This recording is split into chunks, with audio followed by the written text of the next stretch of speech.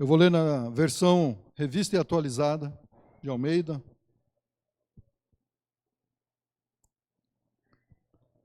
Convido a igreja a ficar em pé para a leitura.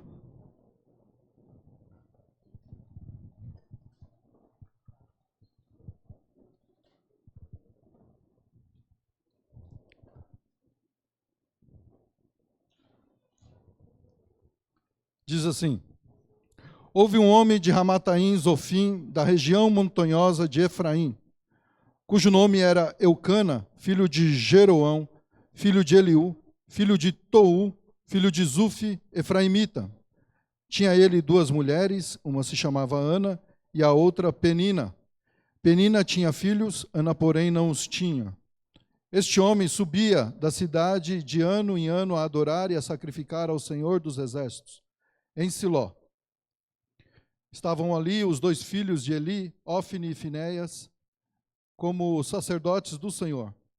No dia em que Eucana oferecia o seu sacrifício, dava ele porções deste a Penina, sua mulher, e a todos os seus filhos e filhas. A Ana, porém, dava porção dupla, porque ele a amava, ainda mesmo que o Senhor a houvesse deixado estéril.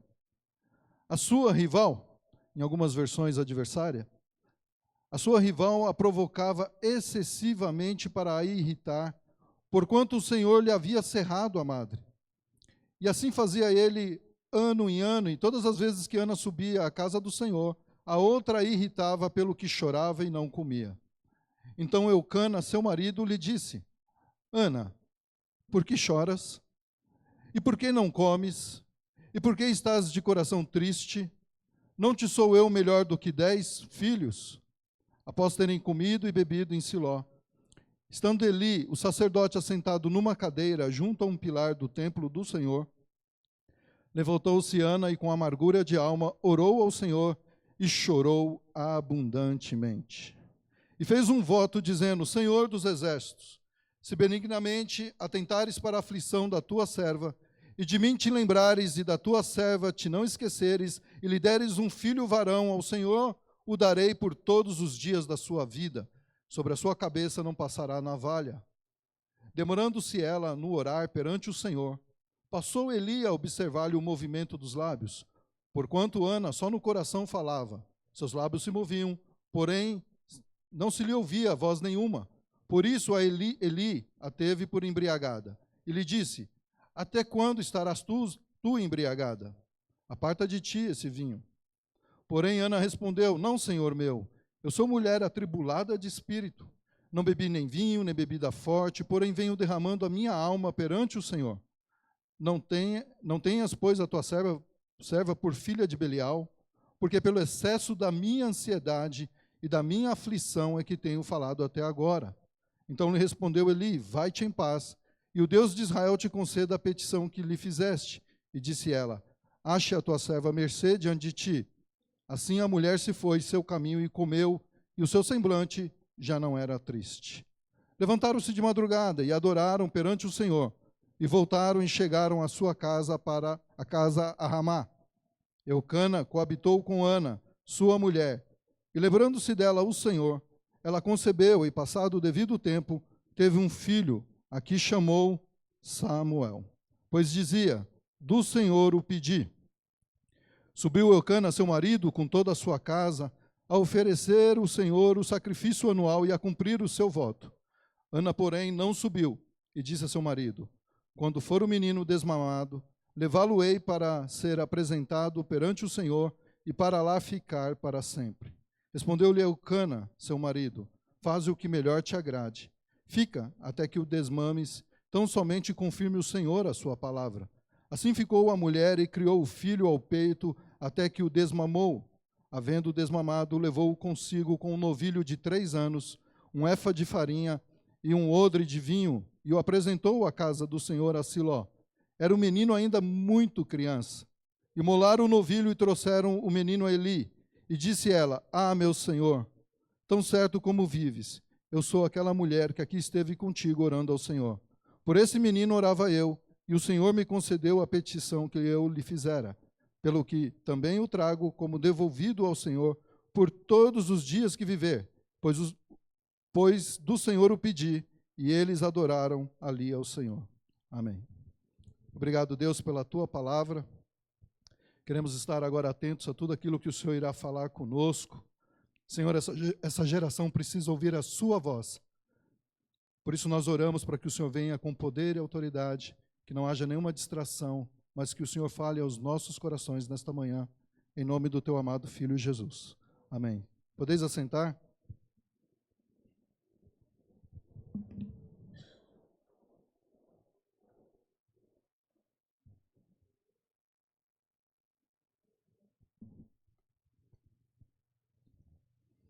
O tema da palavra de hoje é: não desista dos seus sonhos. E a intenção é que hoje possamos ressuscitar alguns sonhos neste lugar. Sonhos que talvez estejam adormecidos. Quantos aqui têm sonhos? Você lembra dos seus sonhos? Meu primeiro grande sonho foi dar uma casa aos meus pais. E até os 26 anos nós não tínhamos. E aos 26 anos, num dia como esses que nós estamos agora vendo, um dia de fortes chuvas, veio uma forte chuva em Guarulhos e levou o pouco que nós tínhamos. Nós perdemos tudo. Morávamos próximo a um córrego, numa comunidade, e tudo foi perdido. O sonho se agravou, se adiou. Interessante que faziam 3 meses que eu havia me convertido. E ali eu chorei abundantemente, com água até o pescoço. Mas o Senhor falou ao meu coração. E no dia seguinte saímos dali, deixamos toda aquela lama e toda a nossa história para trás. Em apenas 1 ano e meio, o Senhor realizou o grande sonho da minha família, da minha casa, da minha vida. Nosso Deus ouve a oração, amém? Você crê nisso? Queremos falar hoje de uma história muito interessante, de uma família que tem muito a nos ensinar. Falar de um grande homem chamado Eucana e de sua esposa Ana. Pontuar em algum momento sobre Penina, porque Penina tem um papel aqui de adversária nessa história, e aqui nós não damos muita pauta para o adversário, e sim falamos da glória de Deus. Eucana, em hebraico, significa Deus criou, possuiu, adquiriu. Aqui nós percebemos que Eucana parece ser um homem de muita posse, pela linhagem que é declarada a seu respeito, do seu bisavô, avô, do seu pai, e também porque em um momento foi falado a respeito da oferta que ele levou, um novilho de 3 anos. Isso é uma oferta de quem de fato tinha posse, até porque junto com o novilho levaram 1 efa de farinha, 4 vezes mais daquilo que era pedido. Era solicitado a oferta de 1/3, 1/4 de efa de farinha, mas Eucana levou 1 efa de farinha, em torno de 35, 40 quilos de farinha, junto com um novilho, um touro de 3 anos, para ser imolado. Isso demonstra que era um homem de posse. Eucana era um homem devoto. A palavra fala que ano após ano ele subia com toda a sua casa para sacrificar, adorar e cumprir o seu voto ao Senhor. E ele era casado com Ana e com Penina. E é bem provável que Ana tenha sido a sua primeira esposa. E pelo fato de Ana não poder gerar filhos, Eucana então tomou uma segunda esposa, cujo nome era Penina. Ana significa graça ou cheia de graça. E Peniná, no hebraico, Penina, significa coral, e não uma cobra coral. Mas coral no sentido de pedra preciosa. Meus irmãos, naquela época era importantíssimo uma mulher gerar filhos. Primeiro, para ajudar nos negócios da família e principalmente para manter a descendência daquela família, daquela casa. Possuir filhos em abundância era símbolo de status e riqueza. E os filhos eram importante também da parte da estrutura econômica da sociedade daquela época.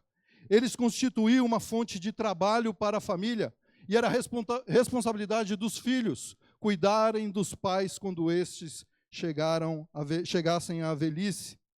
Uma mulher que não pudesse gerar filhos era obrigada, segundo o costume do Oriente Médio daquela época, a dar uma das suas servas para o seu esposo, para que ele pudesse ter filhos por ela. Mas a poligamia, ela nunca foi propósito de Deus para a família. Mas nas sociedades daquela época, da história bíblica daquela época, muitos jovens morriam nas batalhas. Então, a poligamia era um modo aceitável para que aquelas mulheres não ficassem destituídas. E não obstante, em toda a história bíblica, a poligamia trouxe sérios problemas para as famílias que viviam assim. E hoje nós vamos falar a respeito de Ana e Penina, esposas de Eucana. Vamos falar a respeito de uma viagem que Eucana fez a Siló, Siló era uma cidade que estava a 35, 40 quilômetros de Jerusalém. Eucana, como nós lemos, ano após ano, ele saía com toda a sua casa para adorar em Siló, ou Shiló, em hebraico. Essa cidade não tinha templo. O templo seria construído anos depois em Jerusalém. Mas em Siló existia uma estrutura tal que contemplava o tabernáculo, a tenda, e também a arca da aliança. E ali, então, todos os homens eram obrigados a subir pelo menos 3 vezes ao ano nas festas para adorar ao Senhor. E Eucana cumpria o seu voto. Ele subiu então a Siló, e Siló é um lugar profetizado. Muitos anos antes, em Gênesis 49, versículo 10, diz: o cetro não se arredará de Judá, nem o bastão de entre seus pés, até que venha Siló, e a ele obedecerão os povos. Siló foi profetizada muito antes de se tornar ali o centro das atenções, onde por muitos anos guardou a Arca da Aliança. E eu gosto da tradução deste nome, Siló. Significa, no original, aquele a quem pertence, e uma segunda tradução, que é a minha preferida, é doador de descanso e paz. Um lugar que significava doador de descanso e paz. Meus irmãos, a palavra mostra que Eucana era um grande homem. Todo esse capítulo 1 que lemos, e no capítulo 2, onde muitas vezes o seu nome é mencionado, esse homem está sempre atuando com ações generosas, com ações assertivas em favor da sua família, em favor de Ana, sua esposa, mas principalmente com temor a Deus. Com temor a Deus. E nessa viagem, Eucana foi para sacrificar. E ali, oferecendo sacrifícios, oferecendo a porção que era destinada ao sacerdote, ele também dava porções de carne a Penina e a todos os filhos e filhas que estavam com ela. E aqui nós podemos imaginar que Penina deveria ter no mínimo 10 filhos. Porque você lembra que Eucana faz uma menção à sua esposa Ana: Ana, não te sou eu melhor do que 10 filhos? É bem provável que Penina tinha mais do que 10 filhos. Olha que situação Ana se encontrava.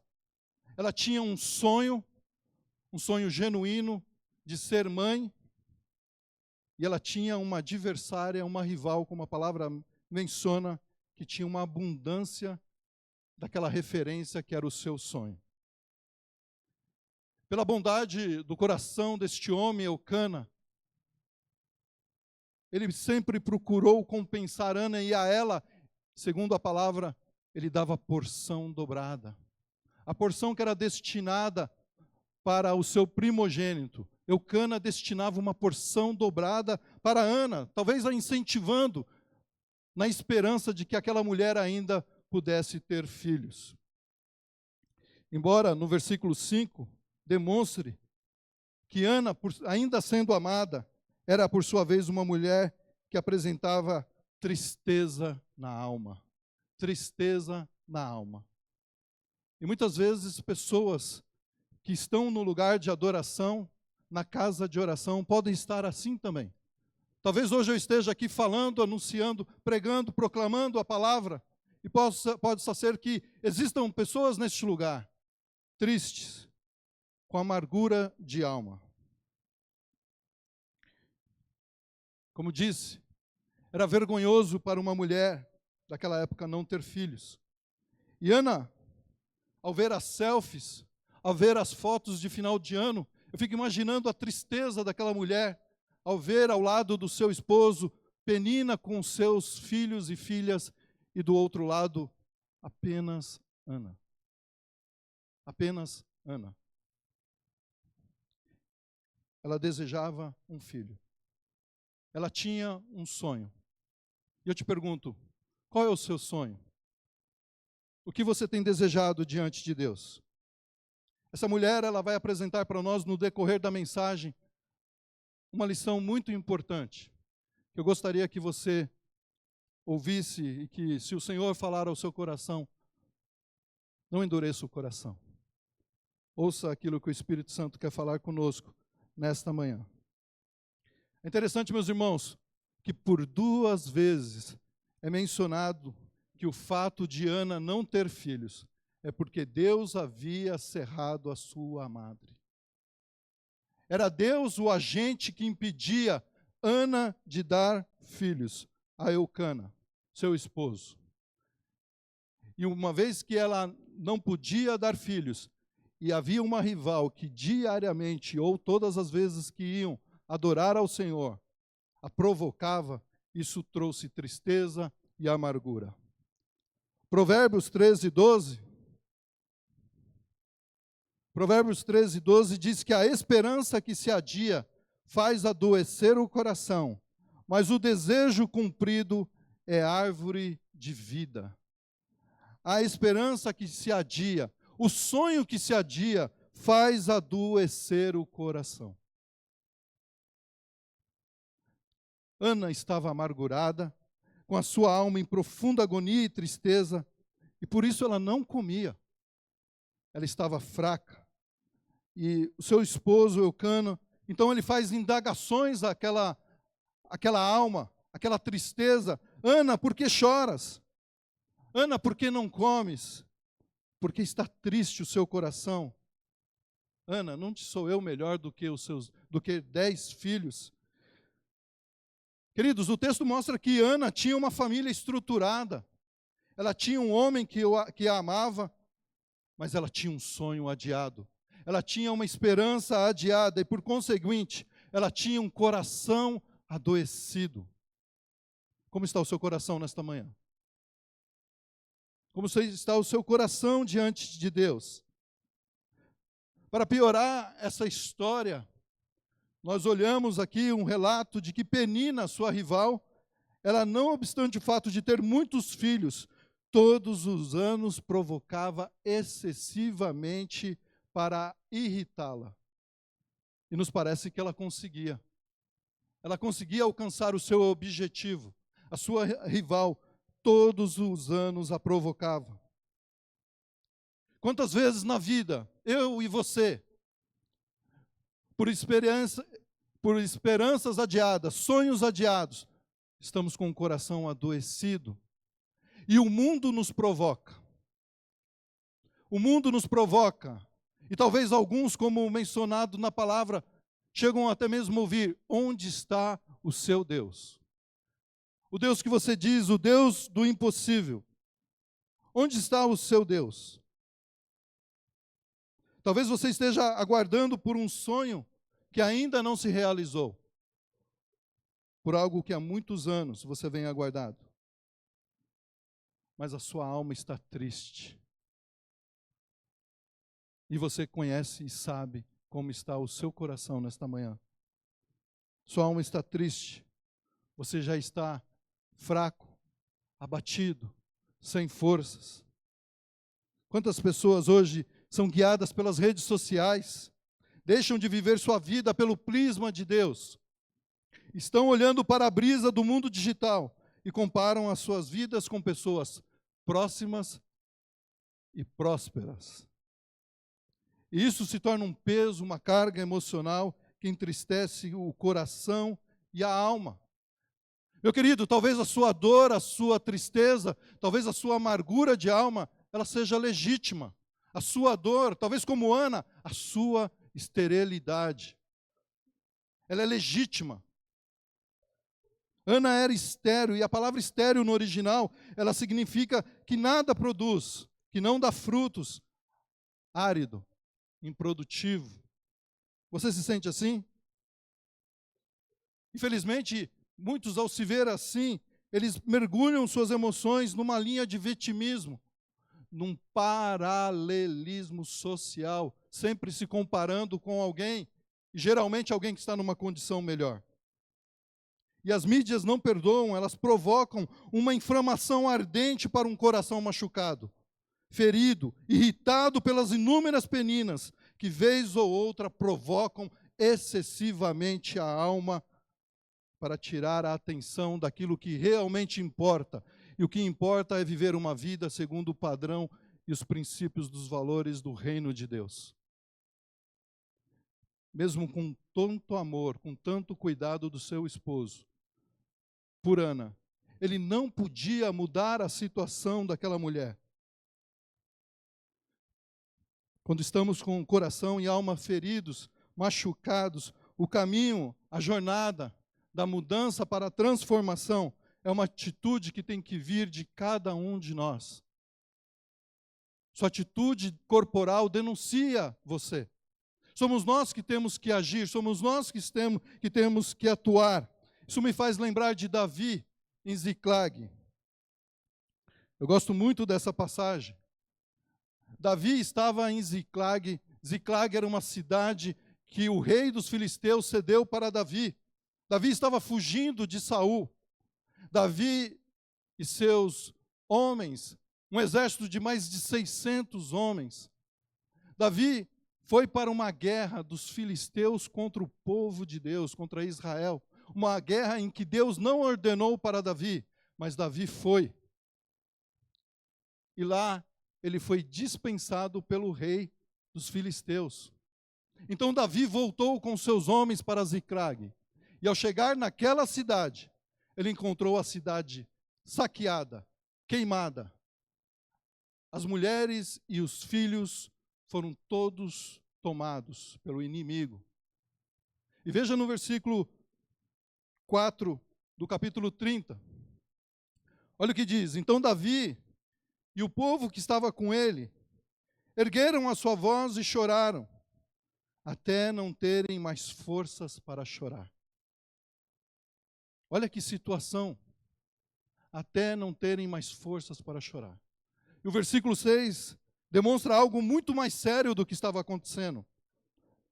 Davi, ele muito se angustiou, pois o povo falava de apedrejá-lo, porque ele foi para uma guerra que Deus não pediu. E ele estava agora vivendo aquela situação. O povo queria apedrejá-lo, os seus homens, porque todos estavam em amargura, cada um por causa de seus filhos e suas filhas. Porém, Davi se reanimou no Senhor, o seu Deus. Nós estamos falando aqui de atitude.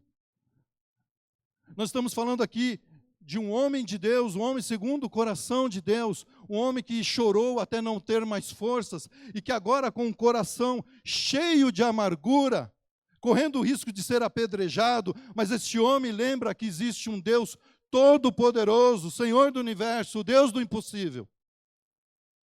E no momento de amargura, de tristeza, de não ter mais forças, este homem busca a Deus. Eu gosto mais da versão que fala que ele se esforçou no Senhor. Não sei se é essa a sua versão.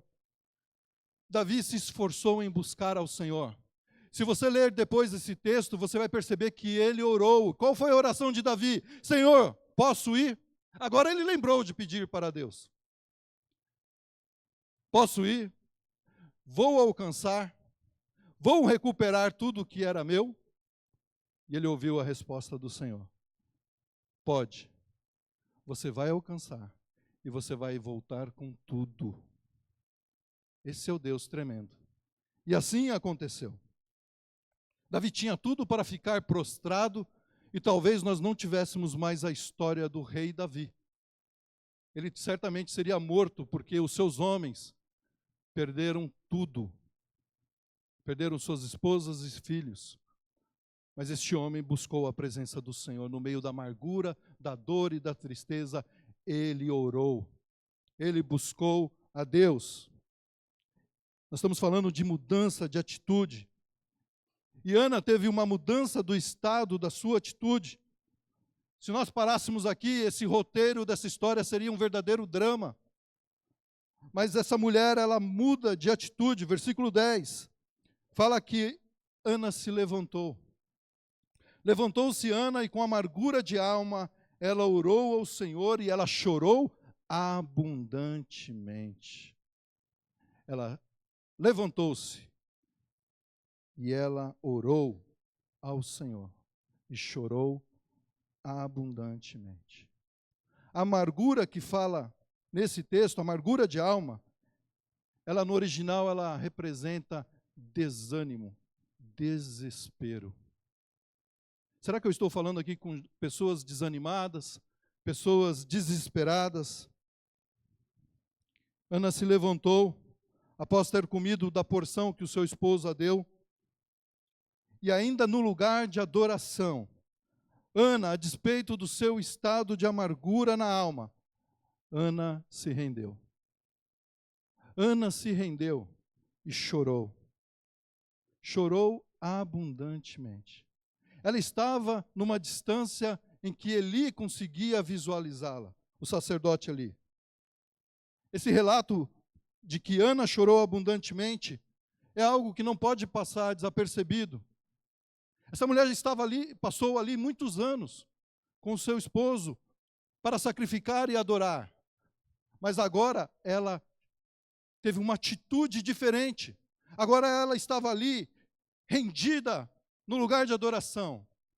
Como nós estamos aqui hoje, na casa de adoração, na casa de oração. Essa mulher chorou sem se preocupar com quem estava ao seu lado, sem se preocupar com a sua rival Penina. Ela se entregou de uma forma agora sincera e honesta a Deus. E quanto a nós? E quanto a nós que domingo após domingo estamos vindo à casa de oração para adorar a Deus? Será que estamos sendo honestos com nossos sentimentos com Deus? Estamos sendo sinceros com as nossas esperanças adiadas, que adoeceram nosso coração, que machucaram nossa alma? Ou será que estamos voltando para casa da mesma forma como chegamos? Estamos voltando como Eucana para Ramá. Ramá significa elevo, altitude, uma colina. Será que estamos indo para o mesmo lugar de dificuldade? Para o mesmo lugar da vergonha, da esterilidade, porque nós não nos rendemos diante de Deus, porque nós não confessamos nossos corações, nosso verdadeiro sentimento de amargura diante do Senhor na casa de adoração? Estamos satisfeitos de voltar para casa da mesma forma? Ana chora abundantemente. E Ana faz um voto ao Senhor. E esta aqui, queridos, essa passagem do voto de Ana, isso mostra a grandeza do conhecimento dessa mulher, de temer a Deus. É a primeira referência na Bíblia que se faz a Deus como Senhor dos exércitos. Olha como essa mulher tinha um conhecimento da grandeza desse Deus. É a primeira vez que se tem referência na Bíblia sobre o Senhor dos exércitos. Em algumas versões, o Senhor do exército celestial. Mas Ana faz um voto, e aqui eu quero chamar a sua atenção para tomar muito cuidado ao fazer votos ao Senhor. Porque Deus ouve a nossa oração, amém? E Deus não se esquece daquilo que falamos e prometemos.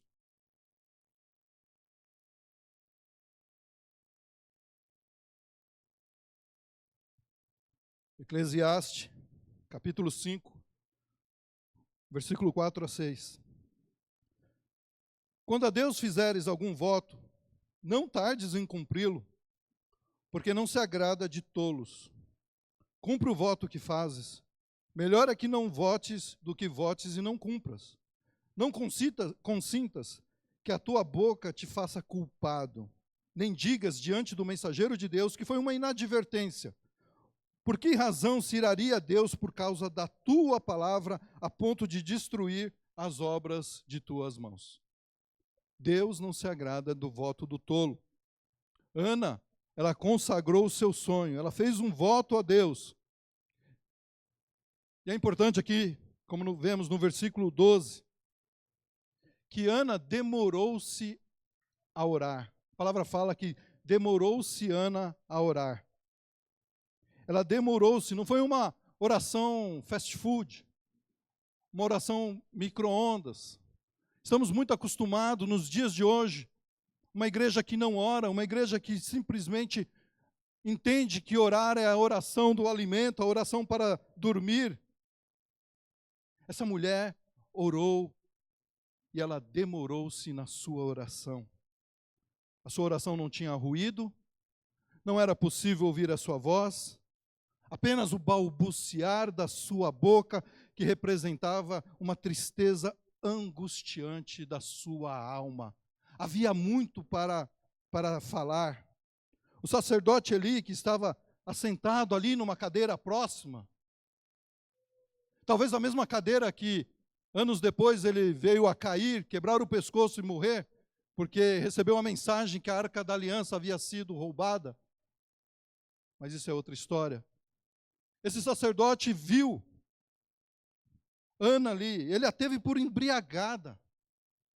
A mulher na casa de adoração, orando a Deus, o sacerdote Eli a teve por embriagada. Isso nos faz pensar, até mesmo pelas atitudes dos seus filhos, Hófni e Finéias, isso nos faz pensar qual era o nível daquele momento, naquele lugar, em que se podia imaginar que uma pessoa estivesse no lugar de adoração embriagada.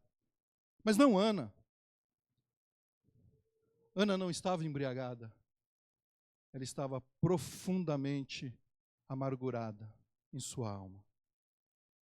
Ela se autoavalia, versículo 15, como uma mulher atribulada de espírito, que está derramando a sua alma perante o Senhor. Você já esteve atribulado de espírito a ponto de estar totalmente contrito a sua alma, e somente aos pés do Senhor você encontrou alívio? Você pôde derramar a sua alma? Essa mulher, ela teve um diagnóstico extremamente atual para a nossa época. Veja lá, versículo 16, parte B. A causa de muitas enfermidades nos dias de hoje,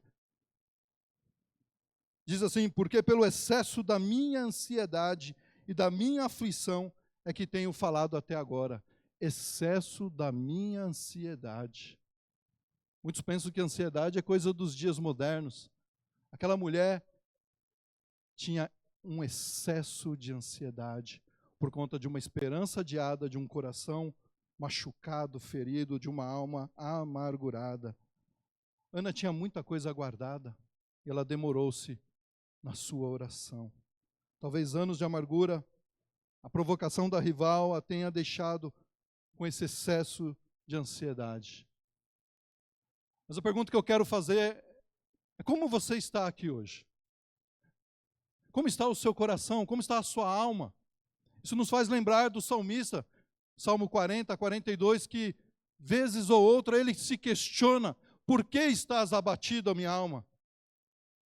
Por que te perturbas dentro de mim? Espera em Deus, pois ainda o louvarei, a Ele meu auxílio e Deus meu. Como está a sua alma nesta manhã? Deus ouviu a oração de Ana. Quero dizer que Deus ouve a sua oração, amém? E aqui é algo incrível, algo que por mais que eu queira, não consigo explicar. Quando diante de Deus, querido, nós nos derramamos. Quando diante de Deus nós derramamos a nossa alma e como nós somos tratados por esse amor tão grande. por esse Deus maravilhoso, por esse Deus que ouve a nossa oração e nos trata como filho, com amor. Quando nós nos derramamos de fato, quando nós não seguramos a comporta da nossa alma e deixamos vazar tudo aquilo que está guardado, então o Senhor vem e trata, porque nós estamos sendo sinceros, honestos em nossa oração. Não há como explicar. Uma fé que explode em um bálsamo de refrigério e que nos faz acreditar no impossível. Isso não tem como explicar. Versículo 18 diz que: acha a tua serva mercê diante de ti. Assim a mulher se foi seu caminho e comeu, e o seu semblante já não era triste. O seu semblante já não era triste. E eu pergunto, será que algo mudou? Falando aqui no contexto físico, será que alguma coisa mudou? O fato daquela mulher orar, daquela mulher ser notada pelo sacerdote, dela receber a bênção do sacerdote. O que mudou nessa situação para que o seu semblante não fosse mais triste? Será que o sacerdote Eli havia dado a ela uma criança que estava ali guardada? Será que Ana se levantou grávida? Certamente nada fisicamente havia mudado, mas aquela mulher teve uma experiência. Ela foi tratada na sua alma. Por isso nós temos que estar diante de Deus, honestamente, sinceramente, com a nossa alma em dia, confessando a Deus os nossos pecados e as nossas súplicas diante de Deus com ações de graça.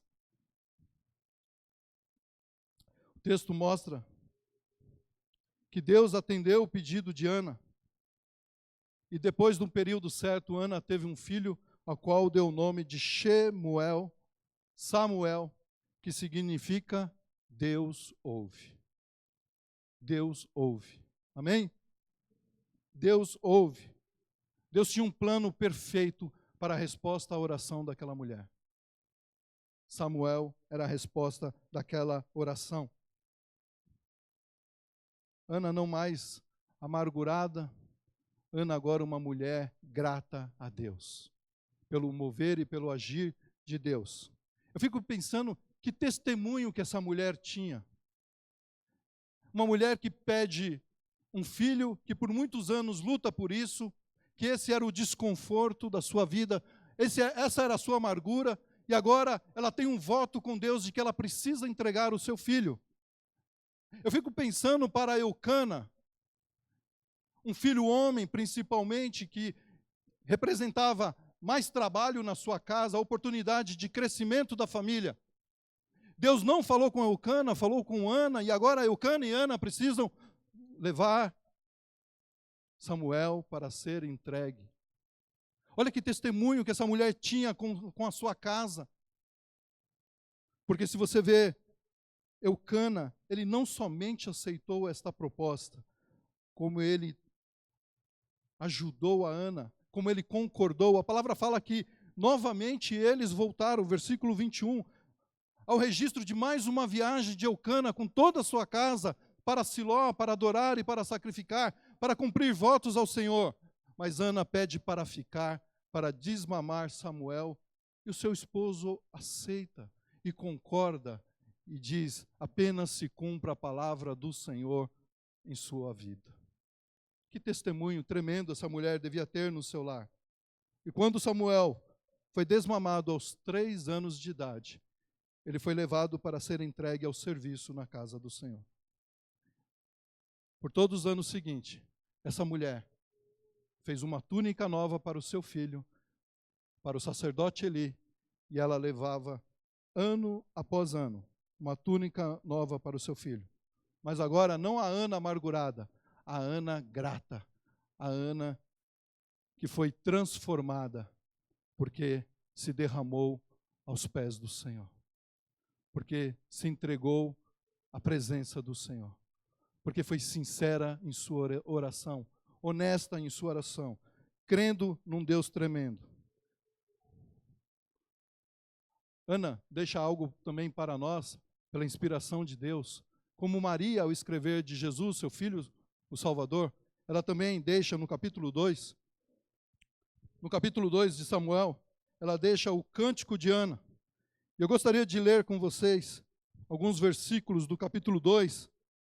Olha que tremendo, olha que testemunho. Então orou Ana e disse: o meu coração se regozija no Senhor, a minha força está exaltada no Senhor.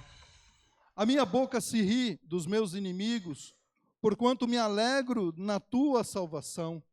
Não há santo como o Senhor, amém, porque não há outro além de ti, e rocha não há nenhuma como o nosso Deus. Não multipliqueis palavras de orgulho, nem saíam coisas arrogantes da vossa boca, porque o Senhor é o Deus da sabedoria e pesa todos os feitos na balança. O arco dos fortes é quebrado, porém os débeis cingindo de força. Os que antes eram fartos, hoje se alugam por pão, mas os que andavam famintos não sofrem mais fome. Até a estéril tem 7 filhos. Olha que bênção! Essa mulher que não tinha filhos agora tinha 7 filhos.